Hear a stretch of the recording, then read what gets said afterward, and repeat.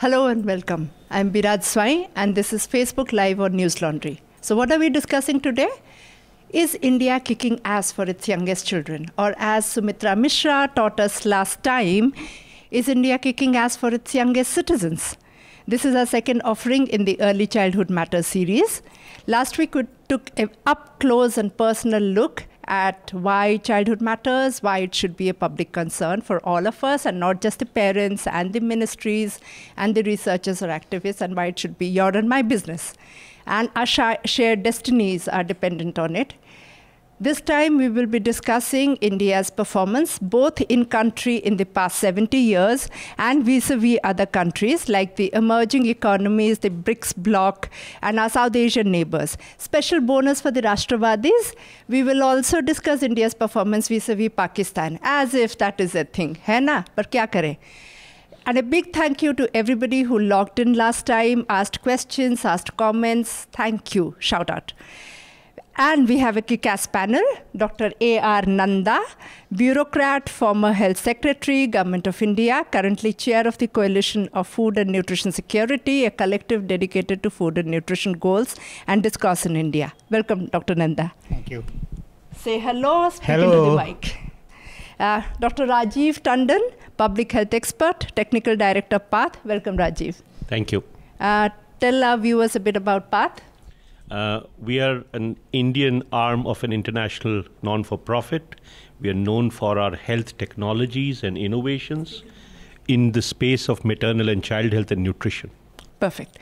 And I continue to keep my promise of no all-male panels. So we have Dr. Purnima Menon, Senior Fellow, International Food Policy Research Institute. But she's not here because she's a woman. She's here because she's one of the most authoritative voices on everything nutrition. And we'll be discussing one of her researches, the India Health Report 2015 also. Welcome, Purnima. Thank you, Biraj. And for the uninitiated, it is her organization which writes the Global Hunger Index, which resulted in Rahul Gandhi's tweeting of Dushyant, the iconic Hindi poet Dushyant. And Rahul got his mojo back, and Smriti Irani got herself entangled in press conferences after press conferences. So welcome, Purnima. We shall keep this simple, jargon-free, and absolutely fact-based. Full disclosure, this is the second episode that we have a regret from a senior government official, this time from the Health Ministry. Because of the spate of child deaths in Ahmedabad Hospital, one of the senior officials regretted in the last minute, and he said that he is needed much more in his office to do firefighting rather than doing Facebook Live with us. I do not agree with him, but I do understand his concern. I do hope conversations, especially public engagement, in times of crisis, in good times, in bad times, continues unabated.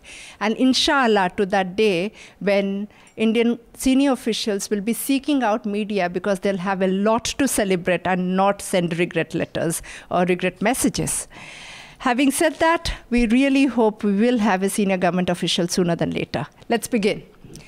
Science fiction writer William Gibson said, "The future is now, it is just not evenly distributed." Richard Hardley, the iconic technology writer, expanded that statement and said, "This lack of distribution, uneven distribution, is manifest most in health, in the health inequity as nothing else, and in child deaths. The burden of newborn deaths from India, its long shadow on the global numbers, and its manifestation on inequity." But is the story as straightforward, as simple, or are there crescent troughs, are there nuances, and are there spikes? Has it been a secular trend, or has there been a lot of disruptions in the trend? We will take stock. So unpack the child development narrative from us, Purnima. I'll come to you first. From NFHS 1 to 4, I would specifically want you to also give us a comparator between pre- and post-liberalization, especially considering in economics and in the food policy. A lot of people do that comparison to see how macroeconomic is affecting access to food and economic development and social policies. So tell us how we've been doing from NFHS 1 to 4. Give us the years also, and give us a comparator pre-1991, economic liberalization, and post-1991. So first off, I don't think there's a real true pre-liberalization, because the first nationally representative survey was 1992, but that's close enough, I think, to around when the liberalization happened, that there were children born before and born after and all of that. So that's a good enough baseline. To me, one of the best markers of child development, since that's your topic here, is to look at childhood stunting, because it's, it also is a great marker for social, well, different types of inequities. So if we look at how that's changed, there was really little change in the first 2 rounds. So there have been 4 rounds of nationally representative surveys in India. And there's been, so 1992, 1988, 99, 2005, 2006, and then a whole decade later, 2015, 16. And what you definitely see, not just for India as a whole, but for several states within India, is somewhat of a flattish period. And in some of the states that had made some of the equity-enhancing investments before, the early 90s, you see some big changes after that as well. So the southern states and things like that. But overall, it was, somewhat flat. And then in the last 10 years, you're seeing, things have really sort of changed a little bit more, especially in some of the states that were really lagging behind earlier. There are 3 or 4 states that I think are quite worthy of mention when you look at states that have actually made some big changes in the last 10 years. I mean, it's important we talk about the present, so I like to focus our conversation on what happened in the last decade or so. And, Chhattisgarh has had the highest absolute decline in child stunting rates, not the fastest, but the highest absolute decline. Arunachal Pradesh was next, and then Gujarat was the next after that. So these are the top 3 states in terms of absolute declines in child stunting. Very different, right? Each of them very different economic trajectories, very different social sector trajectories. And so I think, to me, what's exciting about India today and what we learn from the data and the state of having the ability to look across a 20 to 25-year time period with data is that you can really start to unpack different narratives within India of how different states, different models of growth, different models of social sector provision have contributed to some very different outcomes for children. And our group, our research group is working on trying to understand and unpack these very different narratives or stories of change for children. So we'll do a deep dive on that. Yeah. Rajiv, your take? Yeah, my take is I sort of definitely echo what Purnima has mentioned, and I'm not as well informed of the data and its analytics. But what I have reason to believe is that if you look at the causal pathway of childhood development, and especially look at it as an early childhood development component, there has been what started as ICDS way back in 1975, which was supposedly to have focused on childhood development, even as the name so suggests, a missing of the train. The areas that supported different components, and Purnima has picked up stunting as a potential marker, which is not only the marker. So if you look at the whole... So what are your other favorite markets? I think the whole issue of economic growth, I think the whole issue of productivity, the whole issue of women empowerment, the whole issue of cognition, school performance, are possibly much closer, proximate markers to childhood development. My feeling is that the country focused on survival, and rightly so. Demographic needs needed that part, but there was a phase when we had reached in different parts of the country a survival potential for development to get focused on. That did not happen in a timely way and fashion. We remained in a sort of a one-size-fit-all policy framework, with program implementation in states where it was by and large budgetary allocations of the center coming into the states and then going through the same route with a bit of innovative tweaking which they hoped to tweak, but they could never do it. They couldn't do it at scale, they couldn't do it with good evidence, they couldn't do it in a sustainable way or form. So development, if that's what our real focus is something that we have to focus much more and beyond and possibly look at those indicators. So you would like a basket of more representative markers Absolutely, also? Okay. Absolutely. Vishesh Tippani? Yeah. I would tend to agree with what Purnima said, as also what Rajiv said on the other aspects. But I think these are not separate things, they are interconnected. Mm-hmm. And particularly when it comes to childhood, early childhood development, the pathway, if you see, is more recognized as we have gone through our experience in India in different states. If you see the situation prior to 1991-92, we didn't have this type of data that we started getting on nutrition, specifically to nutrition and health, but we did have data on child survival and related issues. Any particular reason why we didn't have data pre-1991? Well, I think the data source was by and large gleaned from census and surveys. Okay. I think it was capacity survey in the country. It was the really capacity lack of was capacity. being built up, and secondly, you see the other data research and data agencies were not being allowed. For example, this what you call the demographic health survey. I had a role in sort of part of the government at that stage where. So for our viewers, Dr. Nanda has been the health secretary. He's operationalized not one, not two, but 3 censuses.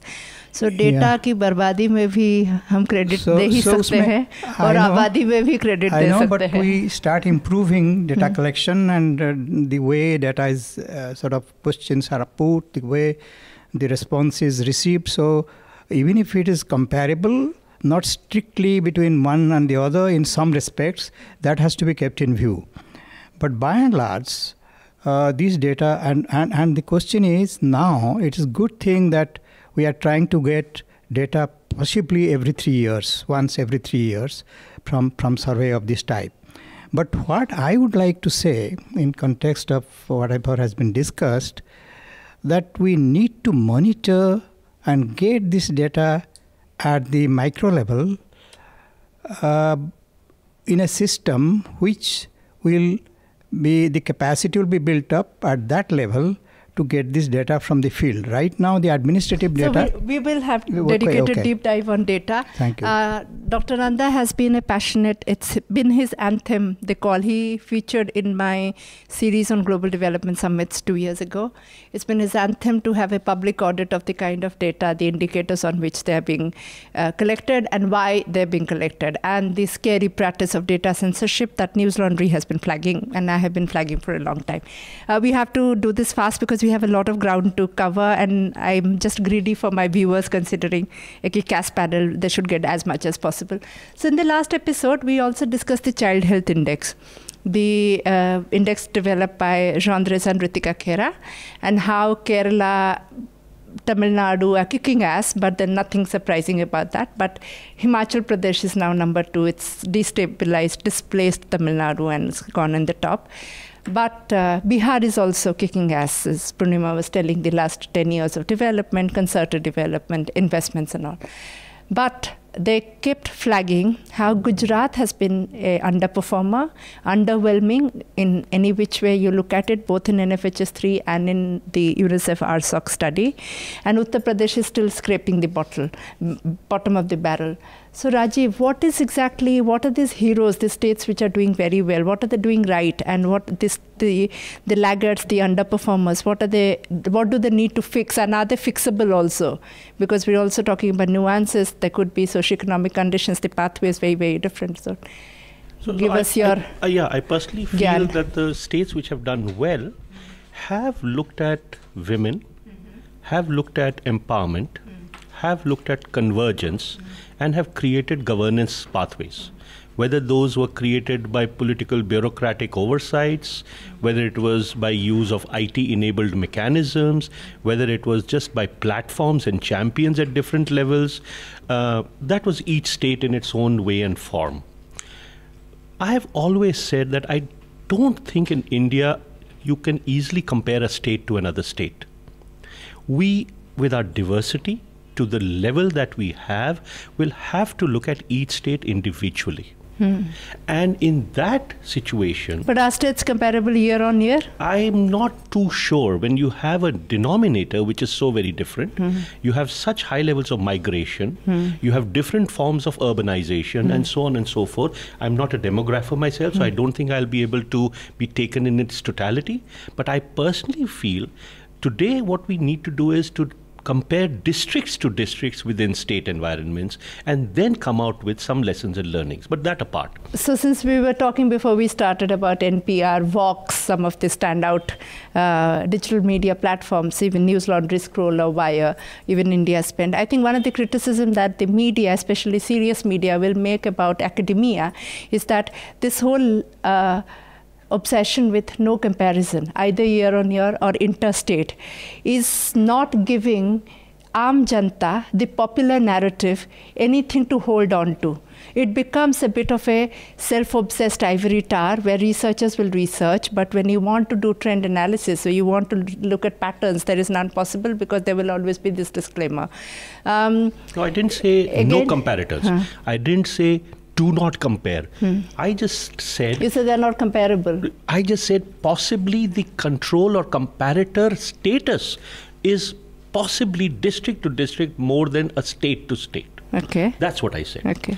So if you had all the resources to draw up a league table, you would draw it of 630 districts rather than 29 states. And that is what I think the NFHS has agreed to do this time. It's incredible. And I think that's where, because the question you asked the first time of NFHS 4's comparison to 3, 2, and 1, I think we are comparing apples and oranges. NFHS 4 is sort of turning out to be our real cartel of data, where we have really reached now a district, and we are talking district to district. So that is one. And I think it's so great you brought that up, because to me now, the district explains the state, right? So what you start to see is that states that have done well have actually managed to get key services, some of these equity enhancing things, health services, immunizations. Can you list for our viewers what are some of the standout equity enhancing investments you look at? I would look at basic things like, are all children immunized? Are all girls, all women having access to school? Are all pregnancies getting antenatal care? Things that basically everyone should have access to, whether you're rich or poor, right? So, and now that you have the districts, now that you have the district data, you start to understand the states a lot better. We've done, analyses of UP, and we've done analyses of states like Gujarat and Bihar, and the district is really where the story is at. So, for example, in Gujarat, the growth story, and there's been fantastic changes, by the way, in maternal health. As I mentioned earlier, Gujarat is doing possibly better on stunting changes over time than one might have expected from the prior narrative. And it's important that we try and understand where that change is coming from, which districts did you get the positive change from, and which are the districts in there that you didn't get the change from. So I hope our social media team is capturing that Gujarat isn't shading as much as the popular narrative says. It is doing better. I think there's many forms of popular narratives. I think you have to decide whose popular narrative you're into. I take a data-based narrative, so I'm not about the popular narrative. The data tells us that, they've done not so shabbily on child malnutrition. They have not done well on child immunization. And that's clearly a place where, you have to play the equity game and make sure that those who are left behind are getting it.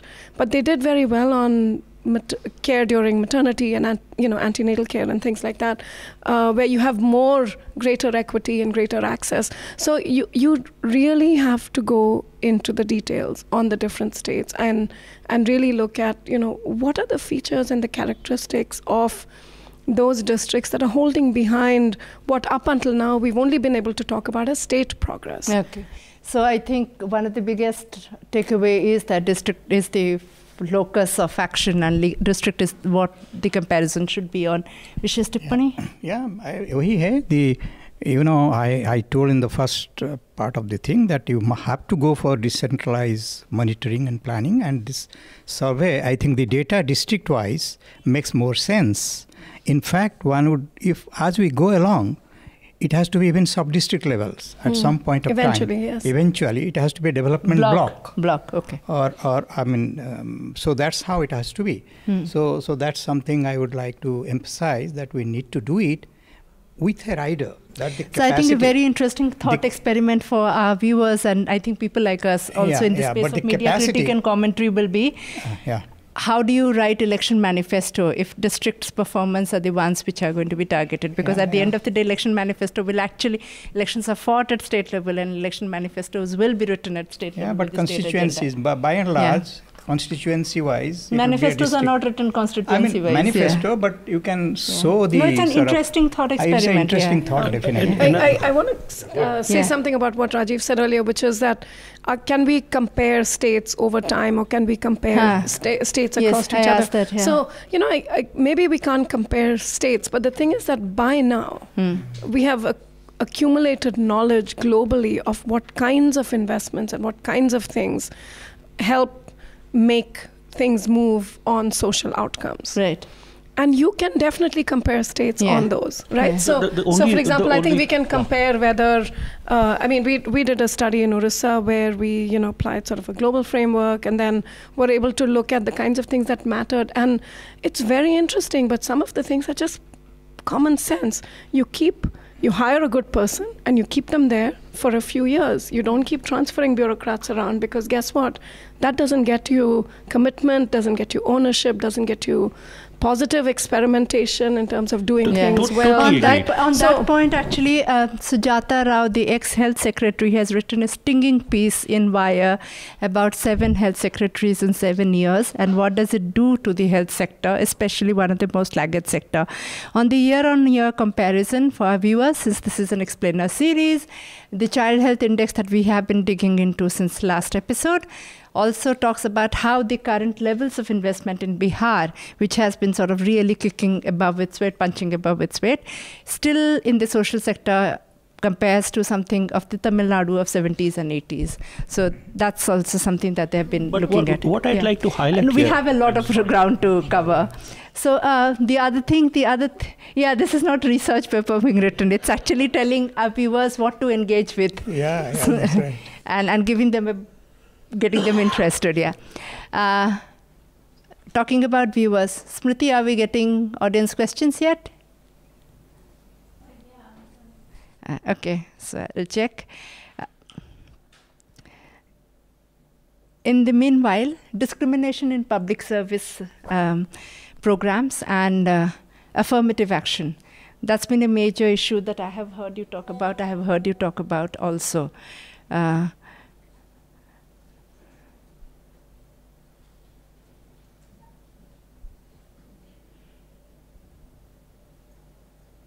Okay, Sobhik Malakaron on Facebook. We will take this question about maybe 2 questions later, so please stay on. This is a fantastic question. I'm really interested to know what does the panel think, but we'll take that up. Just give us some time. On discrimination in public service programs and affirmative action, the Supreme Court gave, as part of the right to food litigation in 2005, it said the Dalit hamlets need to have Anganwadi centers on priority. The definition for coverage for Adivasi hamlets has to be rejigged considering the sparse population. But in 2011, when the Professor Thorat's Institute did a study, they did see that the Dalit hamlets, still a lot of it, more than 69% of them do not have Anganwadi centers. Discrimination is still galore. There was a lot of reports that came out in the midday meal program discrimination in Rajasthan and things like that. And of course, budget, since you funded budget work, there is budget work which is also happening with the Center for Budget and Governance Accountability. We do hope we'll do the next episode on budgetaries. That there is a lot of siphoning and creative accounting of the tribal subplan and the scheduled caste special component plans. In your India Health Report, Purnima, you've also talked about discrimination and the burden of discrimination on the national averages and how the differential averages amongst Dalit and general caste population, Adivasis and general caste population is sort of throwback to pre-independence era 101.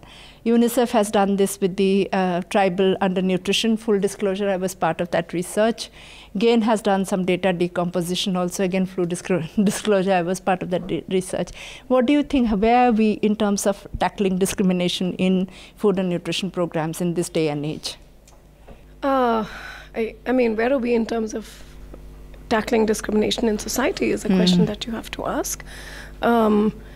I put a tweet out the other day. I think that's forms of social discrimination like caste and tribe and identity-based.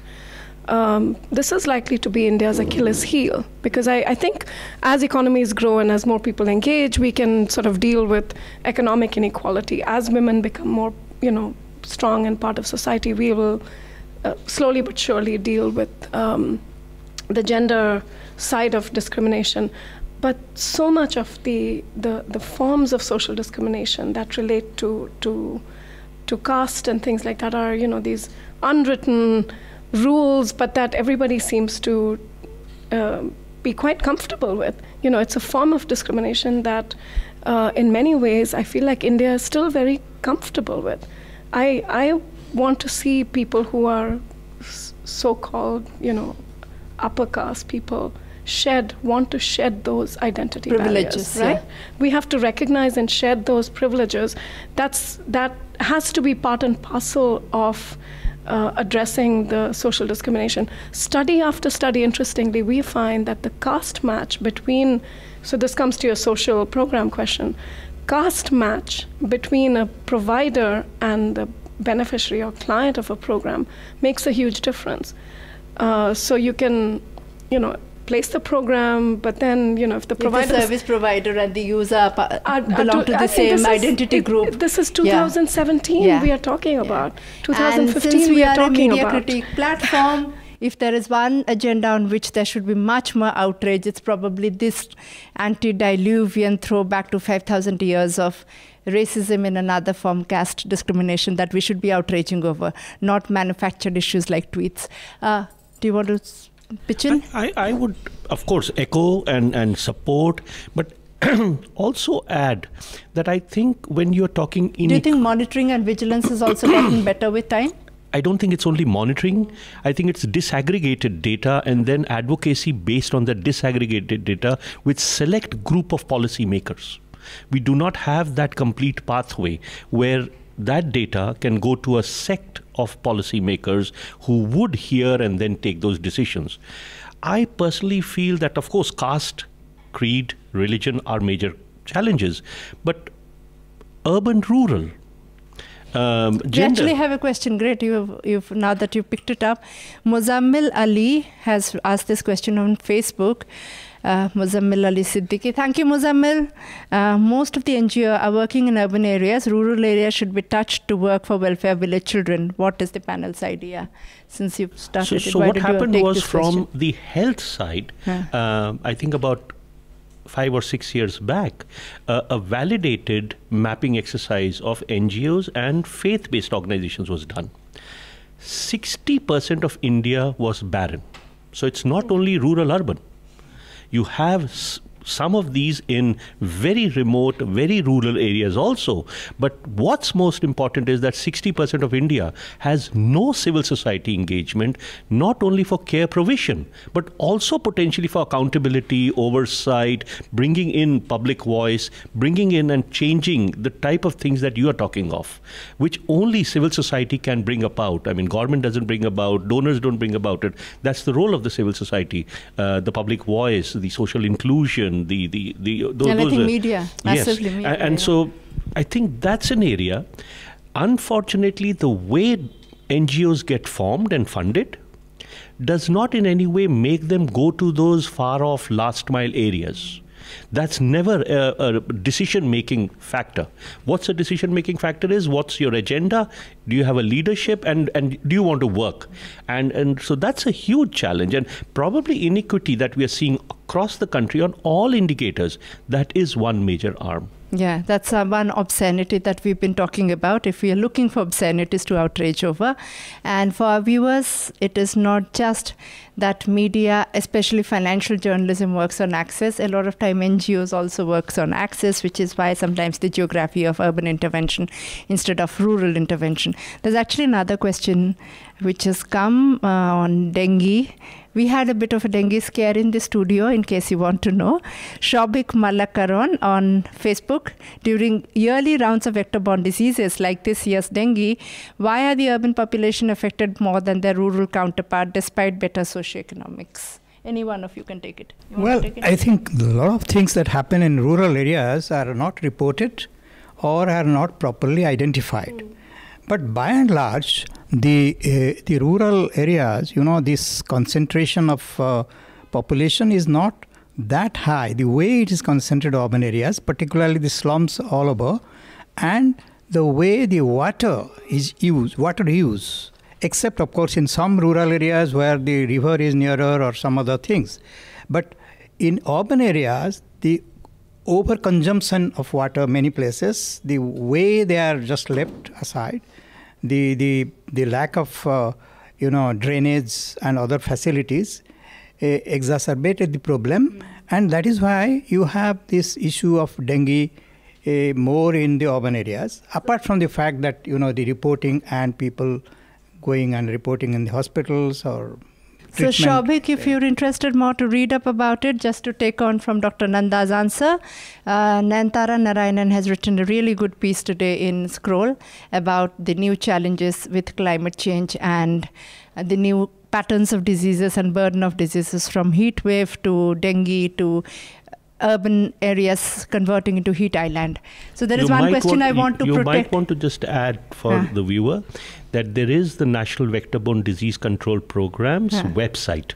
And it will be really nice. They bring out on a daily basis vector behaviors, the whole challenge and preventive aspects, etc. So you could look at that. Yes, the other, and Mr. Paliwal used to head Dr. Paliwal used to head the Vector-Borne Disease Control Program, and last year Ravish Kumar has done 2 brilliant deep dive full-hour prime times with him also. Dhariwal. Yeah, Dhariwal, yes, absolutely. Now he's head of CDC, right? Now the head of NCDC. NCDC, yeah. And the NCD for our viewers, full form? It's the National Center for Disease Control. Yes, yeah. So we hope we'll probably get him to the show, either part of this series or otherwise also. This is one question I want to protect Purnima from, or probably she should be the last one to answer this. The Global Hunger Index. This year, the amount of political heat that has been there on the Global Hunger Index is probably any academic's wet dream, right? But what I think we're really interested to understand is, considering this is one index which is actually taking robust indicators from undernutrition, stunting, wasting to the proportion of mortality, it maps the low middle income countries. Is there anything that is going very well in Scandinavia or in the Western European countries that India or any state in India is doing well? How are we measuring up vis-a-vis the advanced countries and vis-a-vis Southern Asia, including for our Rashtrawadis bonus, our AFPAC region? So the short answer is I don't think we are in any way comparable to Scandinavia or any of those countries. But yes, there was a time when Kerala and its indicators were being discussed. But that myth also seems to have been broken for the last 5 years, whereas the whole district diversity did come up, and it clearly came out that, yeah, there are states which have put in women empowerment initiatives, infrastructure, health systems, platforms, governance, and all of those. Tamil Nadu, Kerala always keep getting talked of. But when you dissect data, and you can clearly see the differences, I think what's... No, I really want you to now tell us how are we doing vis-a-vis our southern Asian neighbors. I think Sri Lanka is a different country totally altogether for any indicator. So for our viewers, this is how Ravish's episode last year became a standout episode. The day Sri Lanka was declared malaria-free, 2 patients died in the National Capital Region in Safdarjung Hospital. And this is a conflict country with a lot more rains than we ever get.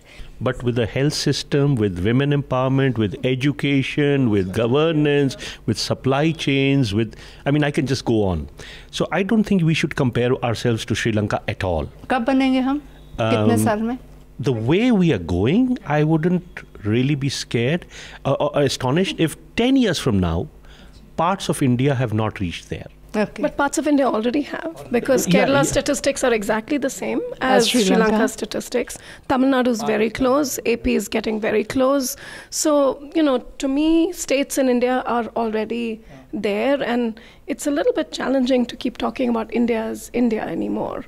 The differences have, really become very, very apparent. So there would be some states probably who would also be on the pathway to Scandinavian comparators? I don't think we're there yet. Okay. I don't think India is there yet. No states? I think if people want the actual rankings and comparators and all that, the best place to go is the GHI, the website, because that puts it out there very clearly. But India's, obviously not as good as Sri Lanka, but worse off than Bangladesh and Nepal. Should India be compared? There are times... Or should parts of India be Exactly. compared? That's the question. I mean, in WHO Southeast Asia regional meetings, we sometimes sit next to Timor-Leste. And we are actually asked to compare Timor-Leste to India. I just don't think that makes any logical, statistical sense. But we can still compare India to China and India to Brazil. What I mean to say is... BRICS bloc. I think this exceptionalism also gives a massive handle to the powers that be to continue to underperform and not be accountable. This exceptionalism is exactly what is wrong both with US and with us. Either exceptionalism of numbers or exceptionalism of diversity and things like that. And I do think we should sort of compare in league tables also. Can I say something about the hunger index though? The change in ranking was utterly misinterpreted. Yes. IFPRI issued a second press statement for India. It is the first time we've done that. But we are dismayed when the press doesn't do its homework and when people don't look at whether things are comparable over time or not, etc. So we issued a second press statement, and I think people who are keen should go look at that. The political noise around things it needs to go beyond noise to real action. We'll talk about expectations from journalism also and the noise. I think political action is still some way to go, but at least journalism and reportage on these issues is something that we are very keen to hear about. K. Kamaraj of Tamil Nadu, this story, the legend goes that he was taking a walk and he saw a child working. And he said, "Why are you working? Why aren't you there in the school?" The child shot back. These are the days when a child could actually shoot back at the Chief Minister of Tamil Nadu, and an iconic Chief Minister of Tamil Nadu like Kamaraj, that if I go to school, are you going to feed me and my family? That is how the midday meal scheme started in India in 1962-63. And that is a very progressive, iconic Chief Minister like Kamaraj's legacy. In 1975, we started the Integrated Child Development Scheme, exactly 12, 13 years later.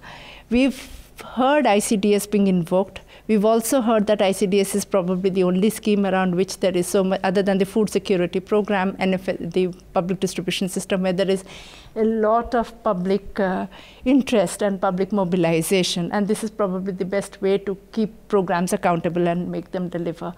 Can you give a snapshot, bullet point of what exactly ICDS entails for our viewers, for the uninitiated?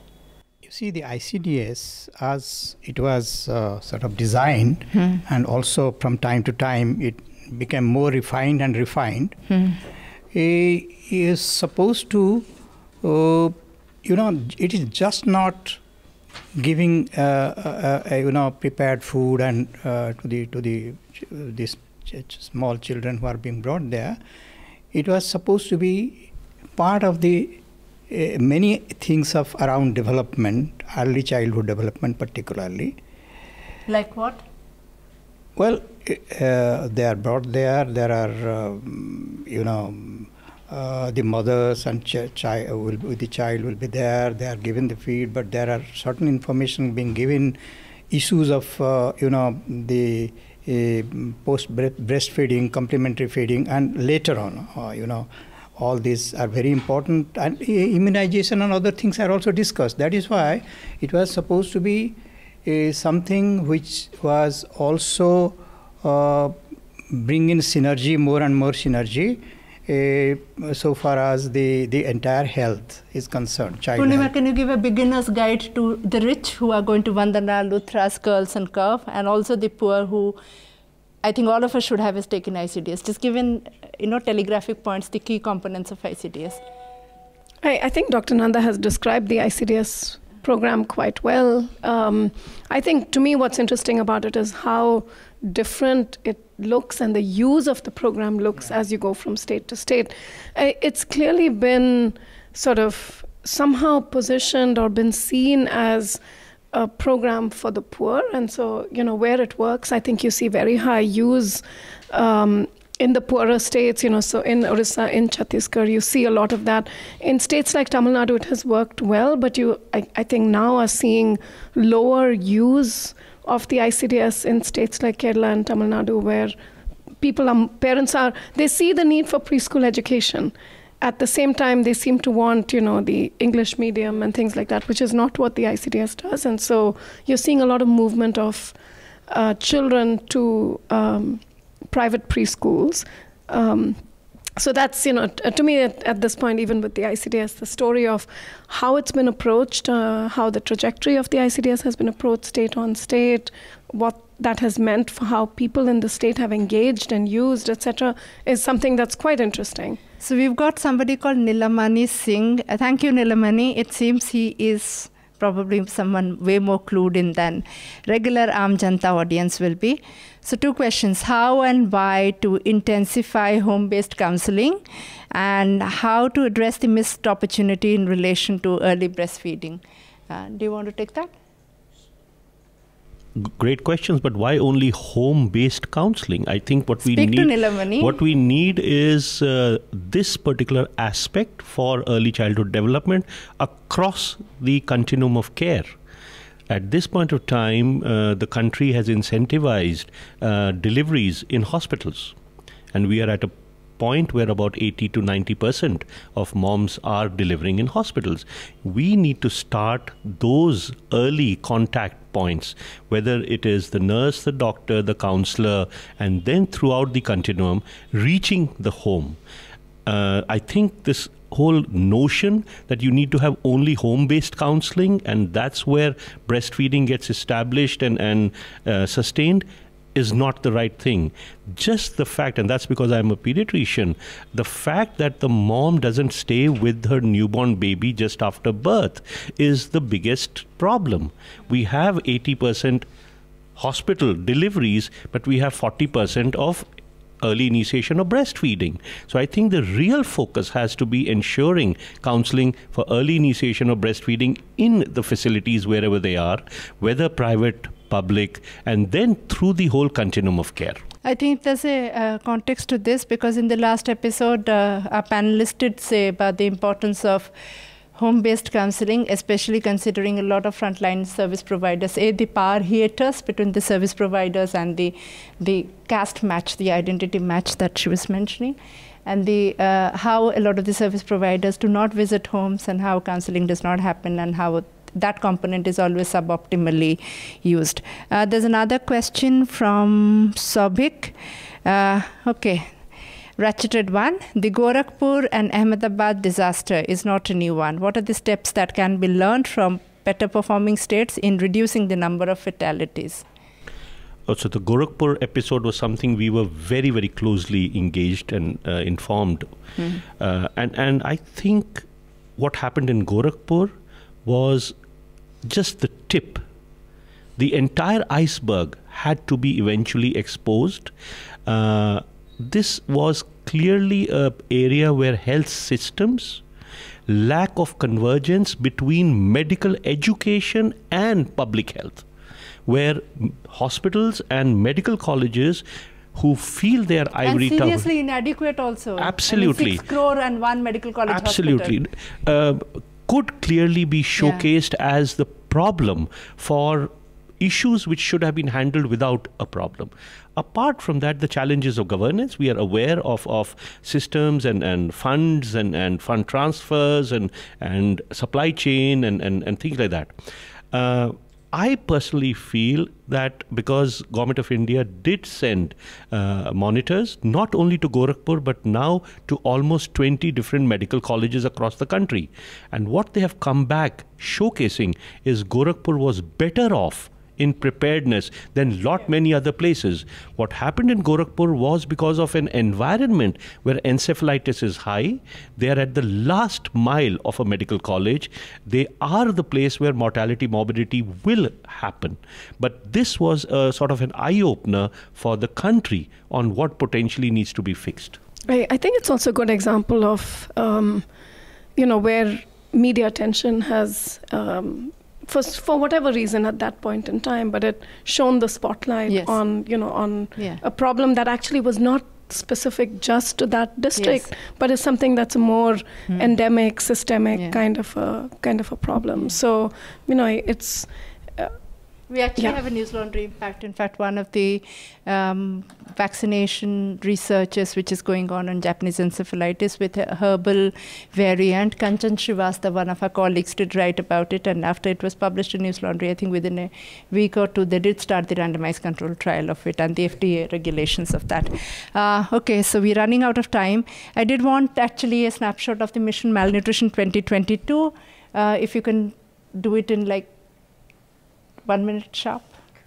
I'll tell you what I like about it. Yeah. I like the fact that there are goals. I like the fact that it recognizes the roles of different sectors and not just the ICDS or just of food, because for too long we've had that equation and it hasn't helped. I like the fact that it's district focused, and I really like the fact that there is talk of monitoring of outcomes. So those are the things that I like. So we should have a Tinder date between Purnima and our panelists last time. They haven't met, but they're saying they like exactly the same components. I don't need any dates in my life. Thank you. So those are the things that I like. I am, I don't want to say I'm concerned, because I think I'm interested to see how all of this will roll out. Okay. Yeah. Okay. So as a media critique platform, this is something that we are seriously interested in. What do you think about the journalism, the state of journalism on the issue of India's performance vis-a-vis its youngest citizens, both in country and vis-a-vis other countries? Do you think we are doing enough? Do you think we are simplistic? Do you think we are reductive? No, I won't say we are doing enough, but things are... What is your wow and ouch moment in journalism? Well, I find some very good sort of things, pieces which come out. I mean, I read... Any particular author that you would like to acknowledge? I mean, I'm seeing some of the things, of course. I mean, it is... You may or may not agree. It just means he's not reading me. But, I read 3-4 newspapers. Comes out a lot, Yeah. But I find, for example, somebody like Rema Nagarajan, you may not agree to some of the sources, but is keeping that sort of a spirit alive. The flag. Yeah. It used to be earlier in those days. There were a few others, but some of them have become senior and they don't come. They are editors. Don't do reporting. But I think these younger groups are a much better lot, and they are really coming up. What is needed? I'm pretty sure I hear that the editors and people at the high level sometimes don't allow the younger journalists, give them a free hand. And even when they have got evidence, they have tried to put the things across. I won't say, I have discussed with a few of these younger journalists. I think that time has come for other places where they could possibly take out some of those things. Self-censorship is an issue. Self-censorship with bad news is an issue. Self-censorship with state performance is an issue. Absolutely. And we have been tracking it. We have been spotlighting it. But how do you know? The question is, how do you know? Yeah. But at the same time, they should also publish if there are certain rejoinders being given in the similar way. Okay. Giving their own views. Yeah, I think there's also lots of good news to write about. If you now start looking at, there are districts across the country where the stunting burden is low. It ranges from 12% to 65%. Yeah, so it's fantastic to see districts that have 12. And that's important because like they've been saying that the Indian average as per the last National Family Health Survey is about 38. 38, but the range is 12 to 65, which means you have close to the best in the world and close to the worst in the world. Good news, performance to be I think everyone needs to keep an eye on it. I think media needs to keep an eye on it. Mission malnutrition, you should know what those 113 districts are. I want the journalists in those areas to be keeping an eye on what's happening. I will try to add this Mission Malnutrition 2022.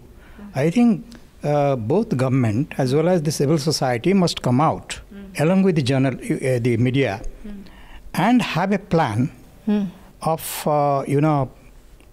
monitoring or whatever you call it, the good, bad and the ugly and practices, whatever is happening at the decentralized, at lower levels, whatever is occurring. And then Rajiv, wrap it for us. Your wow and ouch moments of Indian journalism around this issue? So I personally feel that media has to play a partnership role in development overall and not just a responsive, reactive role. And it's not doing that. Second, over the years, there are some... So you don't like adversarial journalism? It's not adversarial. I think they need to be better informed. Not necessarily evidence-based, but appropriately informed. The other is, over the years, there are few newspapers or methods of communication which have retained their status. And the others do not seem to want to retain that level of confidence and genuinity.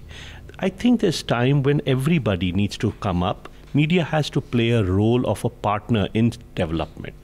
And I don't think we are seeing that. The amount of print media that goes for non-developmental related issues are possibly not the need of the hour today. So Kangana Ranawat and Hrithik Roshan controversy is not the one that should be taking prime time debates. Unless they get bitten by mosquitoes and they are having dengue. Right, absolutely. And as George Orwell said, on anyone, Rajiv. As George Orwell said, news is something, somewhere, someone is trying to stop from publishing. Everything else is PR. So a lot of things that we do see in prime time, in legacy and mainstream media is PR. I would like to end this episode with one of the most fun, fantastic writers, Nick Hornby, and his book, one of the best sports book ever written, Fever Pitch. He describes why it is important to keep the English Premier League, since we talked about league tables, the English Premier League football tickets affordable. Nothing is as beautiful as seeing a child sleeping in the arms of his father while he is being initiated to that club's fandom as he's sleeping. And for that to happen, the tickets need to be affordable. But nothing is much more beautiful than actually to see India's childhood also grow and reach its optimum. And the numbers that we've been seeing, for which a lot of government officials have been regretting, become the numbers that the government officials would love to celebrate and come back to media and talk to us way more often. That was our second kicker episode of our series on early childhood. We'll publish the video podcast on Newslaundry site and also on the YouTube channel for you to watch the whole discussion, take the fantastic messages that our kick-ass panelists put out. Thank you for joining us, especially our viewers, both in the last episode and this one. Big thank you to our kick-ass panelists. Big shout out to Shubham Mishra, a producer, Anil, sound recordist, Smriti, social media vids, Chitranshu, our product engagement manager, and of course Raman Kripal for his guidance. Big shout out to the International Center for Journalists, Washington, D.C. for my fellowship to do this dedicated series. We'll come back next week with a deep dive on Paisa budgets and childcare challenge in the informal sector, since we've been talking about informalization and the challenges of informal sector, either in video or in text. Watch this space, engage. Please support independent media. Please support Newslaundry. Help us to keep news independent so that you can decide what really matters and why early childhood matters. This is Biraj Swain signing off.